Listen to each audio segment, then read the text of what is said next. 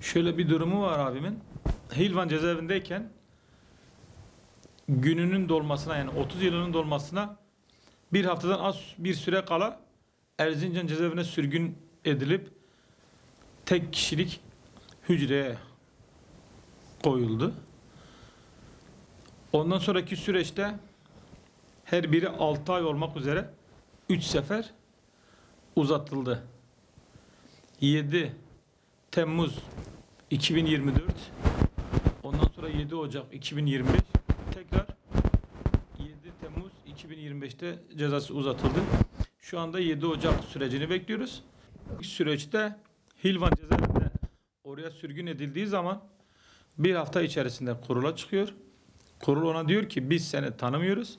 Sana iyi hal veremiyoruz. İyi hal verebilmemiz için seni tanımamız lazım. Bir 6 aylık uzatma oluyor. İkinci 6 aylık süreçte ise 30 yıl önceki beraber yakalandığı kişiler ona soruluyor. İşte bunları tanıyor musun? Cezaevinden çıktığın zaman bunlarla tekrar iletişime girecek misin? Bunlarla ilişkilerin nelerdir gibi saçma sapan sorular soruluyor.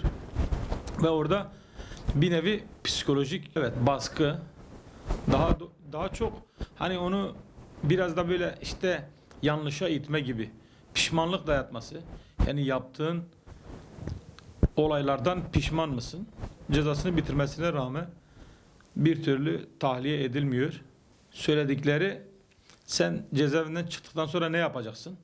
Ailen görüşüne niye gelmiyor? Ailenle aranda bir sorun mu var? Bizim gidemememizin sebebi maddi imkansızlıklardan dolayı gidemiyoruz.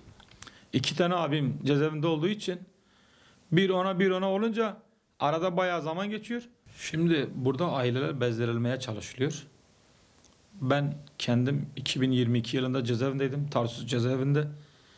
Samsun Kavak'ta olan Nusret Amutkan abim bizim oraya gelmek için dilekçe yazıyordu.